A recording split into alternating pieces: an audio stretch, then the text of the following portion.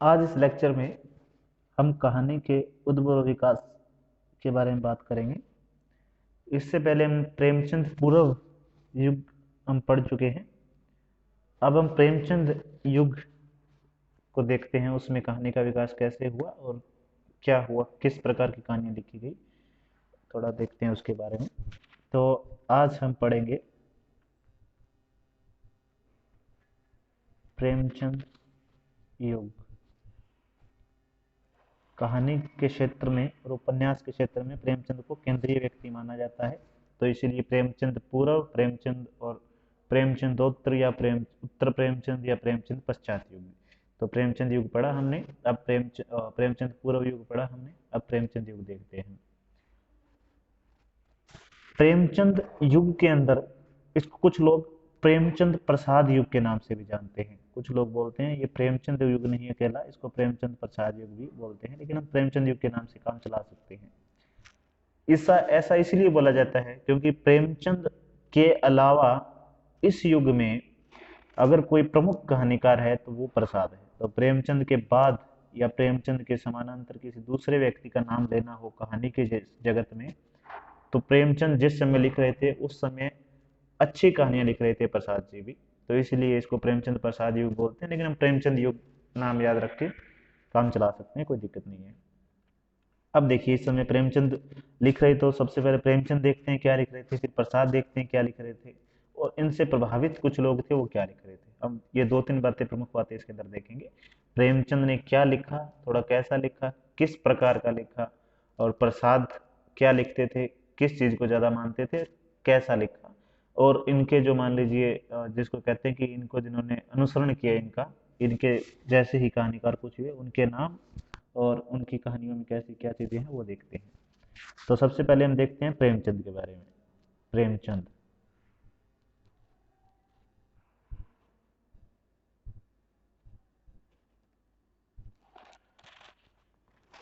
प्रेमचंद की कहानियों का विश्लेषण करते हैं थोड़ा सा। प्रेमचंद ने कैसे कहानियां लिखी, क्या लिखा।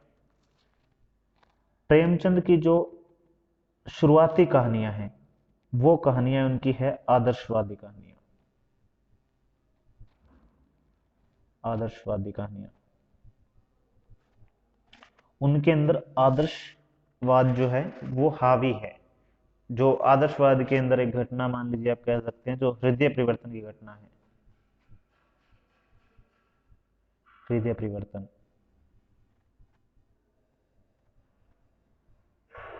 तो वो इन्होंने अपने आरंभिक कहानियों में हृदय परिवर्तन प्रेमचंद की कहानियों में हमें देखने को मिलता है, जो आदर्शवाद इनके अंदर दिखता है।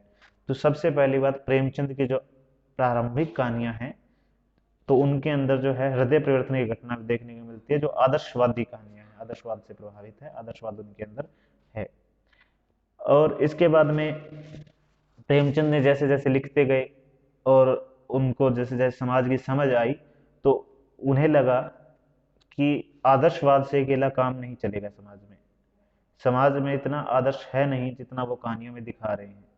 तो अंत में क्या हुआ कि आदर्श से उनका मोह भंग हो गया। तो आदर्श से क्या हुआ, मोह भंग हुआ। आदर्श से मोह भंग, इसका तात्पर्य है कि आदर्श, उन्हें लगा कि आदर्श से काम नहीं चलेगा। अब आदर्श से मोह भंग अगर इनका देखना है तो जैसे इनकी एक कहानी है, जैसे मान लीजिए कफन, इसका सबसे अच्छा उदाहरण है। मान लीजिए अगर आपको एक कहानी याद रखनी हो मोह भंग के बारे में, तो जो कफन कहानी है इनकी, वो सबसे प्रमुख कहानी है। इसमें इन्होंने इसके अंत तक कोई हृदय परिवर्तन नहीं किया, कुछ आदर्शवाद नहीं दिखाया, और कहानी को एक ऐसे बिंदु पर ले गए और वहीं पर छोड़ दिया पाठक के, बस सोचने के लिए मजबूर कर दिया कि आप ही सोचो क्या है। इसके अलावा हम कह सकते हैं, जैसे मान लीजिए पूस की रात में भी हमें कुछ न कुछ जो है यथार्थवाद या आदर्श से मोह भंग आप कह सकते हैं दिखता है। तो प्रारंभिक कहानी आदर्शवादी है, और आगे चलकर खास करके 1930 से 36 के बीच में, 1916 में लिखना आरंभ किया था इन्होंने, आरंभिक कहानियां बिल्कुल आदर्शवादी है, और बाद में ये आदर्शमुखी यथार्थवाद की तरफ चले कि दिखाते थे यथार्थ, लेकिन वो आदर्श पे पहुंचा देते थे अंतिम बिंदु में उस कहानी को।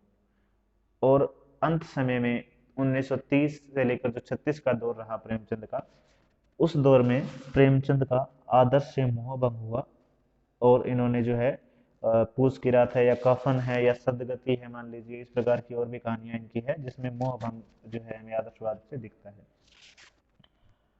प्रेमचंद की ऐसा माना जाता है प्रेमचंद ने कुल 300 कहानियां लिखी, और ये कहानियां जो है मानसरोवर में संकलित है। ये बात भी हमें पता हो तो अच्छी बात है। आप इनकी 5-7 कहानियों के नाम याद कर सकते हैं, जैसे मान लीजिए बूढ़ी काकी है, शतरंज के खिलाड़ी है, कफन है, सदगति है, दूध का दाम है, इस प्रकार जो भी आपको ठीक लगे, तो उसकी रात है जैसे, तो ये याद कर सकते हैं।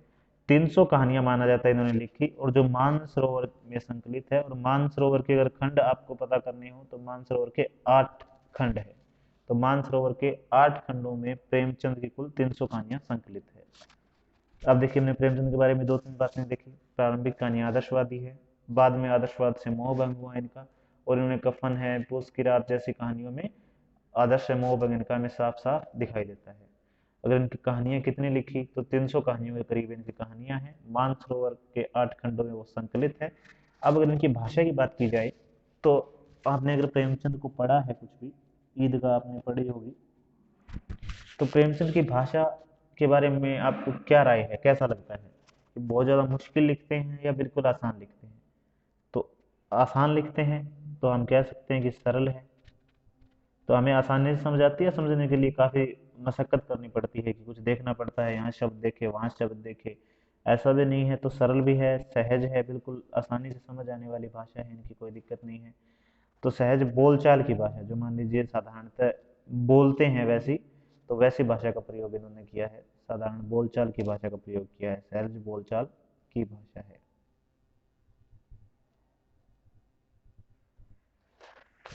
तो प्रेमचंद के बारे में हमें 4-5 बातें हैं प्रमुख, ये याद रख सकते हैं प्रेमचंद के बारे में लिखना हो कि प्रेमचंद अपने युग के सर्वश्रेष्ठ कहानीकार माने जाते हैं। इन्होंने कहानियों के द्वारा जो है समाज को चित्रण किया, और समाज में जो है प्रारंभिक दौर की कहानियां जो प्रेमचंद की है वो आदर्शवादी कहानियां हैं, आदर्शवाद की तरफ झुकी हुई कहानियां हैं। अंत तक आते आते प्रेमचंद का मोह भंग हो गया आदर्शवाद से, और यह मोह भंग हमें कफन, पूस की रात जैसी कहानियों में स्पष्ट दिखाई देता है। इनकी कहानी, इन्होंने करीब 300 कहानियों के आसपास इन्होंने कहानियां लिखी जो मानसरोवर के 8 खंडों में संकलित है। अगर इनकी भाषा की बात की जाए तो इन्होंने जो है अपनी भाषा को बिल्कुल सहज सरल रखा, और बोलचाल की भाषा रखा। और आपको पता ही है कि ये संस्कृत निष्ठ भाषा का प्रयोग करते हैं या हिंदुस्तानी का। तो हिंदुस्तानी का प्रयोग करते हैं ये, जिसमें क्या होता है, जिसमें उर्दू फारसी के शब्दों की मान लीजिए प्रधानता आप कह सकते हैं, वो संस्कृत की तुलना में वो ज़्यादा होते हैं। तो हिंदुस्तानी का प्रयोग करते हैं, भाषा बिल्कुल सरल सहज बोलचाल की है। और प्रेमचंद से अगर प्रभावित या प्रेमचंद के दृष्टिकोण में लिखने वाले, प्रेमचंद जैसे लिखते हैं उसी प्रकार की कहानियां लिखने वाले अगर एक दो हमें लेखक देखने हो, तो एक तो है उपेंद्र नाथ अश्क, जो हुए हैं वो प्रेमचंद जैसा लिखते हैं, उन्हीं की तरीके लिखते हैं। और एक आप नाम देख सकते हैं, भगवती चरण वर्मा का नाम देख सकते हैं। तो ये दो कहानीकार है जो प्रेमचंद के दृष्टिकोण से लिखते हैं, या प्रेमचंद जैसा लिखते हैं वैसा ही लिखते हैं, तो हमें देख सकते हैं ये बात। इतनी बात हम प्रेमचंद के बारे में बता सकते हैं। इसके बाद में जो दूसरा व्यक्ति प्रेमचंद युग का महत्वपूर्ण व्यक्ति है, जो आप कह सकते हैं कि प्रेमचंद के बाद या प्रेमचंद के साथ जो बिल्कुल वैसी ही कहानियां लिख रहे थे, यानी कि उनके जैसी कहानियां, प्रेमचंद की अच्छी कहानियां वैसी प्रसाद की अच्छी कहानियां हैं, हालांकि इन दोनों कहानियां अलग है। तो इनकी अगर कहानियों की बात करें हम, तो इनकी 2-3 कहानियां के हम नाम देख सकते हैं। जैसे एक इनकी कहानियां आकाशदीप है मान लीजिए, एक इनकी कहानी पुरस्कार है, एक इनकी कहानी मान लीजिए गुंडा है, और कुछ हमने प्रेमचंद पूरे युग में देखा था, जैसे ग्राम है, रसिया वाला में, छाया का संकलन प्रकाशित हुआ, वो सारी चीजें हमने देखी थी। ये कहानियां जैसे इनकी मान लीजिए है, काफी महत्वपूर्ण कहानियां इनकी। और अगर हम बात करें कि ये अपनी कहानियों में लिखते कैसा थे, यानी कि जैसे प्रेमचंद ने देखा वो आदर्शवादी थे, फिर यथार्थवादी हुए, किस चीज का चित्रण करते हैं, तो प्रेमचंद ने जो स्वाभाविक मनोविज्ञान का चित्रण किया है। लेकिन प्रसाद क्या लिखते थे, तो अगर इनकी ये जो भारतीय संस्कृति है हमारी, भारतीय संस्कृति, आपने अगर इनकी कहानियां या इनकी रचनाएं कुछ पढ़ी है तो उनमें आप देखोगे जो भारतीय संस्कृति है उनका अत्यधिक मात्रा में चित्रण करती है। अगर आपने ध्रुव स्वामी पढ़ा है उसमें भी पुरानी है, चंद्रगुप्त है, स्कंदगुप्त है, इनके नाटक देख लो, या इनकी कहानियां भी काफी है जिसमें जो है प्राचीन काल का जो चित्रण है, संस्कृति है हमारी कैसी थी वो सारी है। तो भारतीय संस्कृति का चित्रण है और भारतीय जो परंपरा है उनका गान है। तो परंपरा का गान, तो भारतीय संस्कृति का चित्रण और भारतीय परंपरा का गान, इनकी रचना चाहे वो नाटक हो, कहानी हो, उपन्यास हो, उनमें हमें ये सारी चीज देखने को मिलती है। इनके बारे में ये इनकी कहानियों का जो मान लीजिए कहानियों में लिखता कैसे हैं, ये क्या लिखते हैं, तो ये लिखते हैं भारतीय संस्कृति के ऊपर इनका जो है ज्यादा ध्यान रहता है और भारतीय परंपरा के गान के ऊपर ज्यादा ध्यान रहता है इनकी कहानियों के अंदर। और इनकी अगर भाषा की बात की जाए तो इनकी भाषा बिल्कुल, अब जैसे हम ये तो नहीं कहेंगे ज़्यादा समझ नहीं आती है और है, लेकिन अगर हम भाषा की बात करें तो कैसी है, तो इनकी भाषा है संस्कृत निष्ठ बोलते हैं जिसे हम, यानी संस्कृत के शब्दों की इसके अंदर प्रधानता है। संस्कृत शब्द, बहुत सारे संस्कृत शब्दों का प्रयोग ये करते हैं।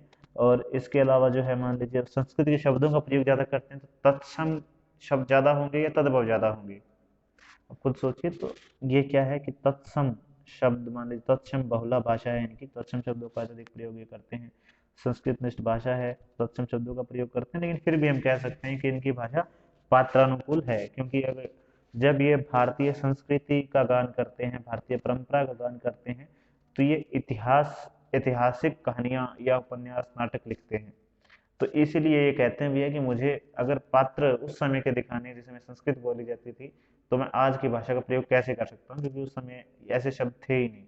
तो इसलिए वो कुछ करते हैं। तो इसे हम कह सकते हैं कि संस्कृत निष्ठ भाषा है, तत्सम शब्दावली है, कहीं कहीं बोझिल हो जाती है भाषा, परंतु फिर भी इनकी भाषा पात्रानुकूल है, क्योंकि इनके पात्र ऐसे हैं जो ऐसी भाषा का जो मान लीजिए डिमांड करते हैं, ऐसी भाषा को चाहते हैं, क्योंकि इनके पात्र वैसे ही है।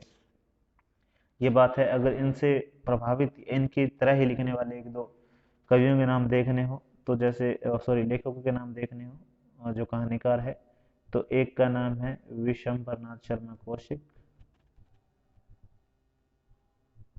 विशंबरनाथ शर्मा है, और एक का नाम है सुदर्शन। ये दो नाम आप याद कर सकते हैं, इनके बारे में दो लाइनें बता सकते हैं कि ये कहानीकार है जो प्रिय प्रसाद लिखते थे उसी तरह की इनकी कहानियां है मान लीजिए। इसके अलावा एक कहानीकार है मान लीजिए जिनका नाम है यशपाल, तो वो क्या है, इस जो प्रेमचंद युग है इसमें भी लिख रहे थे और प्रेमचंदोत्तर युग उसमें भी लिख रहे थे। तो आप दो लाइनों में प्रेमचंद युग में भी चर्चा कर सकते हैं कि प्रेमचंद युग में एक कहानीकार हुए जिनका नाम है यशपाल, और उनको लोग मार्क्सवादी या प्रगतिवादी कहानीकार भी कहते हैं, क्योंकि इनकी जो कहानियां हैं वो मार्क्सवाद से प्रभावित है। सिर्फ इतनी बात यहाँ बता सकते हैं।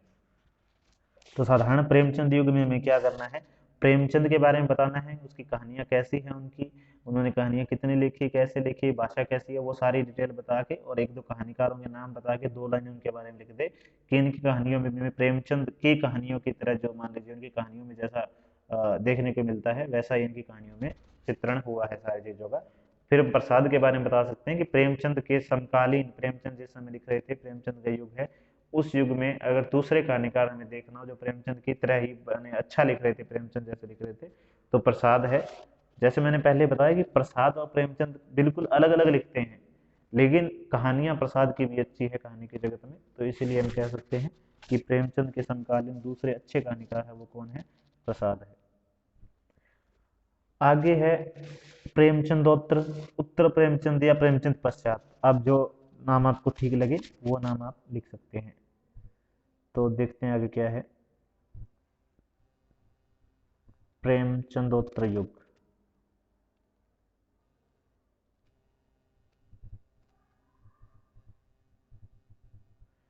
प्रेमचंदोत्तर युग यानी प्रेमचंद के बाद का युग। अब देखिए प्रेमचंद उत्तर युग को हम काफी भागों में बांटते हैं। हम साधारणतः एक बार के लिए प्रेमचंद उत्तर युग में जो 1936 से लेकर 1950 तक की बात करते हैं, उसके बाद में कहानियां के थोड़े थोड़े डिटेल पढ़ेंगे, ज्यादा डिटेल हमारे लिए एक बार काम की नहीं है, जितनी में चाहिए एक बार उतनी हम पढ़ेंगे। तो क्या है देखिए, उत्तर प्रेमचंद या प्रेमचंद उत्तर युग में क्या है, तो इसमें मुख्य रूप से दो कहानीकार से मिलता होता है, दो प्रकार की कहानियां जो है उभर कर सामने आती हैं। तो हम इसको अगर आगे भागों में बांटना चाहे प्रेमचंद उत्तर युग को, तो हम बांट सकते हैं। जैसे कि एक तो हुए हैं जिन्हें हम बोलते हैं मनोवैज्ञानिक या मनोविश्लेषणवादी कहानियां हैं। तो हम कह सकते हैं मनोविश्लेषणवादी है, मान लीजिए। तो मनोविश्लेषण जिसमें ज़्यादा मिलता है, और एक कहानीकार जिसमें मान लीजिए हुए जो उस परंपरा को मानने वाले हैं, तो उनमें हम बोलते हैं प्रगतिवादी। प्रगतिवादी। तो ये दो प्रकार के कहानीकार हमें देखने हैं। एक बार ये 1950 तक हम मान सकते हैं इनका जो खास करके चला। तो इसमें प्रेमचंदोत्तर युग में हम बात करें तो दो विशेष प्रकार के जो मान लीजिए चला, एक तो मनोविश्लेषणवाद या मनोविश्लेषणवादी कहानियां हैं, और दूसरा है प्रगतिवादी कहानियां हैं। ये दो हम देखते हैं क्या है। तो चलिए देखते हैं एक करके। सबसे पहले हम देखते हैं मनोविश्लेषण में क्या है।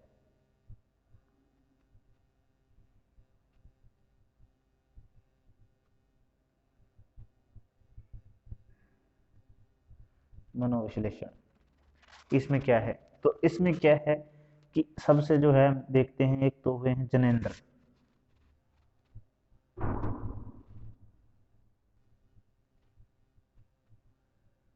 जनेन्द्र हुए।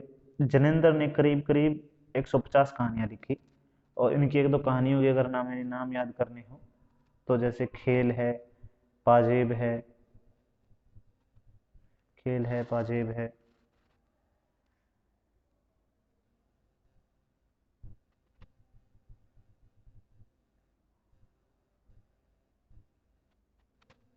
पाजेब।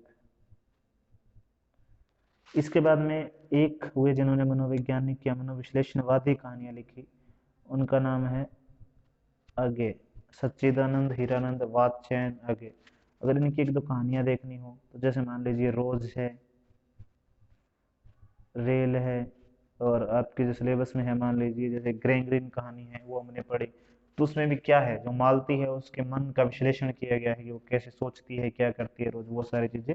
तो आगे जैसे मान लीजिए है।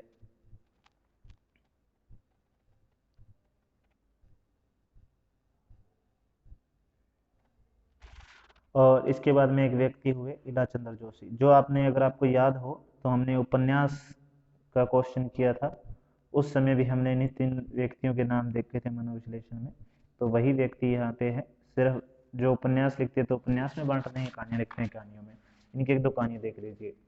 तो हमें एक तो ये बात बतानी है मनोविश्लेषणवादी, इनमें में वही बताना है कि मनोविश्लेषणवादी कहानीकार हैं, वो क्या करते हैं कि चरित्रों की जो मन की गुंथियां हैं, उन गुत्थियों का विश्लेषण करते हैं, और पाठक के सामने उनके मन की गहराइयां लेकर आते हैं कि वो पाठक अंदर क्या सोच रहा है। वो चरित्रों की अधिकता की बजाय, यानी ज्यादा चरित्र करने की बजाय, उनके चरित्रों की जो मन की जो गुंथियां मान लीजिए, जो अनसुलझे पहलू है, उनको पाठक के सामने प्रस्तुत करता है। इसमें क्या चीजें हैं, तो आप दो तीन नाम पता कर सकते हैं ये किससे प्रभावित है मान लीजिए। तो जैसे एक व्यक्ति हुए फ्राइड जिसे बोलते हैं, मान लीजिए इनका पूरा नाम है सिगमंड फ्राइड। एक बोलते हैं जैसे एडलर है, और एक बोलते हैं जैसे जुंग बोलते हैं इनको, तो कार्ल युंग या कार्ल जुंग, जो भी नाम आप करना चाहे, कुछ युंग बोलते हैं, कुछ जुंग बोलते हैं। तो फ्राइड है, और फ्राइड, एडलर, जुंग, ये व्यक्ति जो है, ये तीनों क्या है, मनोविश्लेषणवाद के प्रवर्तक। तो फ्राइड है, और ये भी इनके मान लीजिए परंपरा के लोग हैं। तो ये तीन प्रमुख माने जाते हैं। इन तीनों से जनेन्द्र, अज्ञे और इलाचंद्र जोशी प्रभावित है। तो ये कैसी चीजों का वर्णन करते हैं, तो जैसे मान लीजिए चेतन है, अवचेतन है, मन की स्थितियां हैं ये, कि एक मन ऐसा है जो चेतन अवस्था में, जैसे अभी आप कुछ कर रहे हैं, फिर सोच पा रहे हैं अच्छे प्रकार से कोई चीज को, तो वो चेतन है। एक चीज ऐसी है जिसे आप बचपन की कोई ऐसी चीज जिसे आप चाहकर भी नहीं सोच पा रहे, वो अचेतन में चली गई, वो अचेतन मन है। और एक अवचेतन जिसे आप भूल चुके हैं, परंतु आप अगर कोशिश करके उसको याद करना चाहें तो कर सकते हैं, ऐसी चीजें मान लीजिए। तो मन के तीन स्तर माने, चेतन, अवचेतन, अचेतन। इसी प्रकार पाठक जो है इन सारी चीजों का वर्णन करते हुए अपनी कहानियां लिखता है पात्रों के माध्यम से, उसको हम मनोविश्लेषणवादी कहानियां बोलते हैं। अब इसका जो दूसरा एक वर्ग है, उसको हम बोलते हैं प्रगतिवादी कहानियां। तो प्रगतिवादी कहानियां, प्रगतिवादी कहानियों के अगर कहानीकार देखें, यशपाल है। इनकी एक दो दो कहानियां आप देख लीजिएगा जो आपको ठीक लगे। यशपाल है, नागार्जुन है, और रांगे राघव है।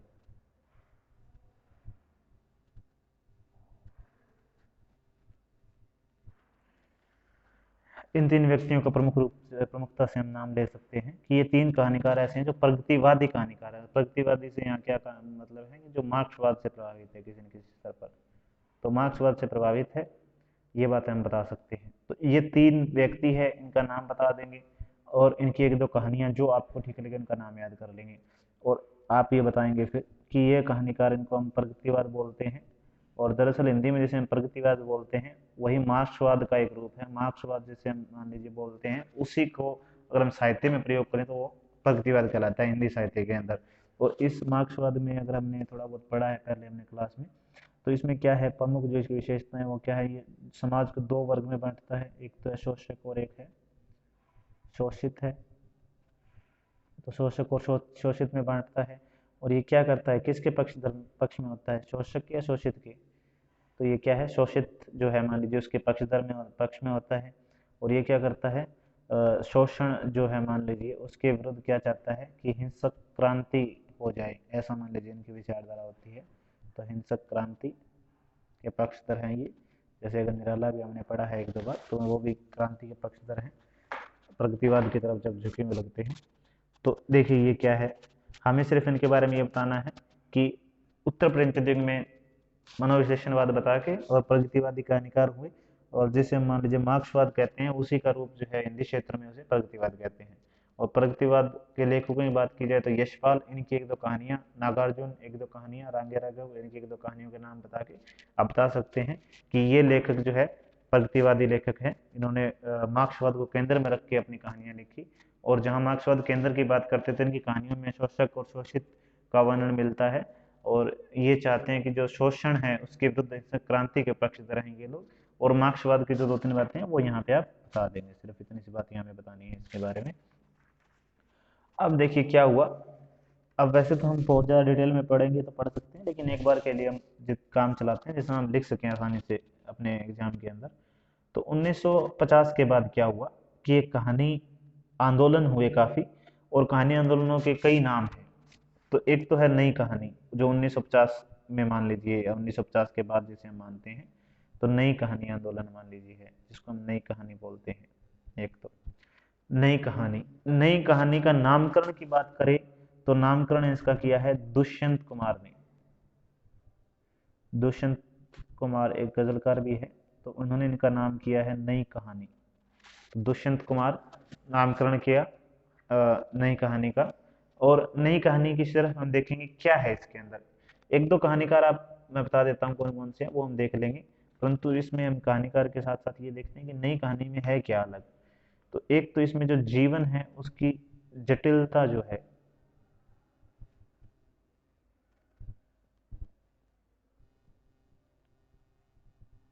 जीवन की जटिलताएं जो है उनका वन मतलब जी वो है, जीवन की जटिलताएं हैं। और इसके अंदर अब सोच के देखिए, यथार्थ होना चाहिए या आदर्श होना चाहिए। कहानियां जो है प्रेमचंद के बाद आदर्श के दौर से लगभग निकल चुके हैं। तो यहाँ पे क्या है, यथार्थ है। और यथार्थ भी कैसा, व्यापक यथार्थ, यानी यथार्थ का एक जैसा आप कह सकते हैं कि एक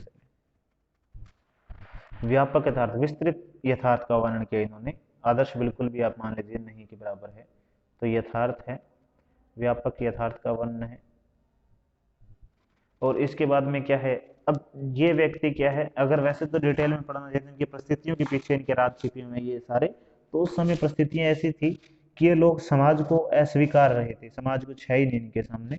तो इसलिए जो सामाजिकता है, जो समाज को नहीं मानता वो सामाजिकता को कैसे मानेगा। तो जो है सामाजिकता है, उसके प्रति क्या है, अस्वीकार की भावना है कि समाज कुछ नहीं है, मनुष्य ही सब कुछ है, ऐसी भावनाएं आप मान सकते हैं। तो समाज से कट के लिखते हैं ये कुछ लोग।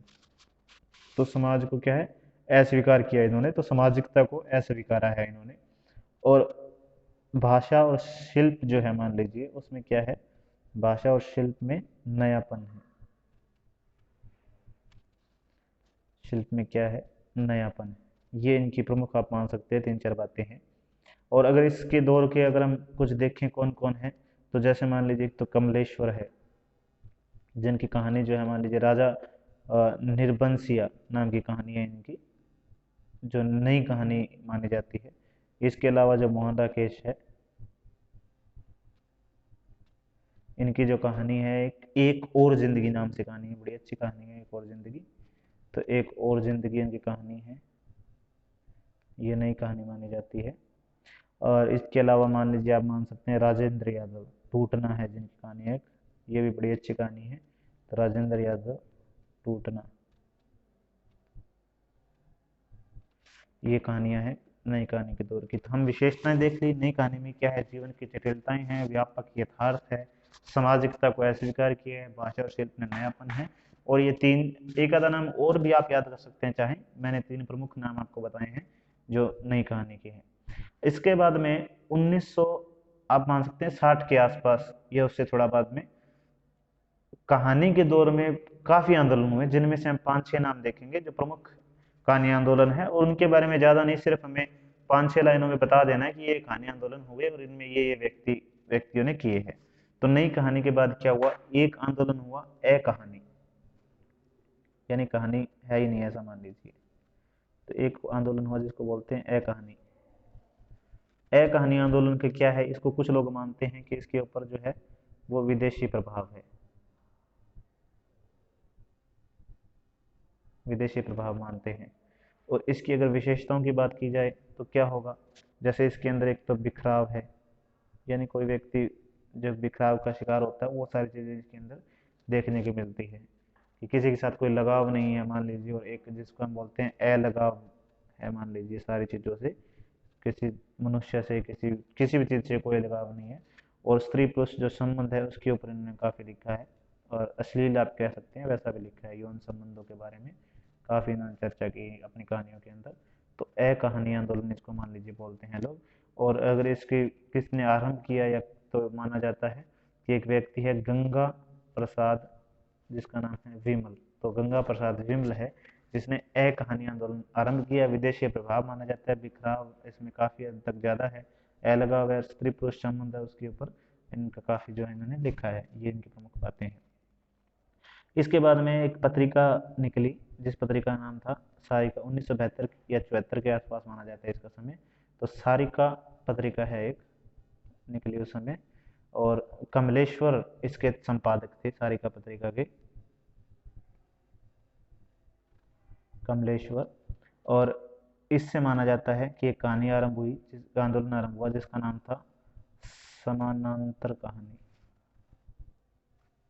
इस सारिका पत्रिका से आरंभ हुआ माना जाता है, जिसे कमलेश्वर ने संपादन किया।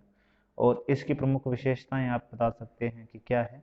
तो इसके अंदर जो साधारण मानव है वो केंद्र में है, यानी और सारी चीजें छोड़ के, और जो बिल्कुल साधारण पुरुष, साधारण मानव, पुरुष से मतलब नहीं, स्त्री भी है इसमें, सारी चीजें नहीं, साधारण मानव जो है वो क्या है, इसका केंद्र में है इसके। तो साधारण मानव इसके केंद्र में है, इसकी प्रमुख विशेषता ये है।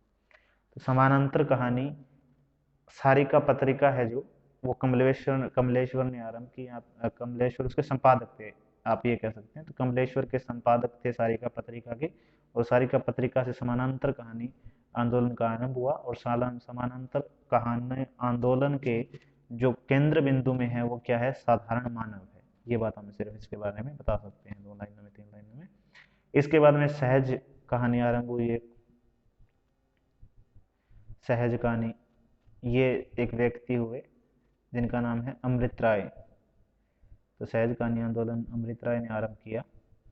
सहज कहानी अमृत राय, आप नाम याद रख सकते हैं,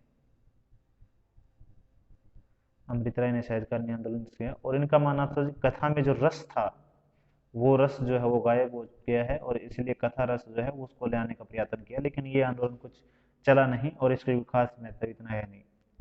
अब इसके बाद में एक व्यक्ति हुए महीप सिंह, जिनसे माना जाता है कि एक आंदोलन आरंभ हुआ कहानी के क्षेत्र में। ये बिल्कुल छोटे छोटे आंदोलन है मान लीजिए, जिस कहानी आंदोलन को बोलते हैं सचेतन कहानी। सचेतन कहानी आंदोलन आरंभ हुआ। अगर इस कहानी में विशेषताओं की बात की जाए या क्या था इसमें, तो एक तो इसमें था चेतना का उत्कर्ष, यानी चेतना को अच्छा करना आप कह सकते हैं। तो चेतना का उत्कर्ष इसमें प्रमुख था। और आप मान सकते हैं एक कि थोड़ा जो आदर्शवाद चला गया था वो इसमें थोड़ा सा वापस लौट के आया था, थोड़ा सा आदर्शवाद का तत्व भी जो है इसके अंदर तत्व है वो इसके अंदर आ गया था। तो आदर्शवाद, थोड़ा आदर्शवाद इसके अंदर था। तो महीप सिंह से आरंभ हुआ कहानी आंदोलन जिसका नाम था सचेतन कहानी, और इसमें चेतना का उत्कर्ष, थोड़ा आदर्शवाद वगैरह इसमें काफी आने लगा, ये चीज इसके अंदर थी। इसके बाद में एक कहानी आंदोलन हुआ जिसे बोलते हैं सक्रिय कहानी, सक्रिय सक्रिय कहानी। और इसका जो आरंभ किसने किया, तो ये मानते हैं राकेश वत्स ने।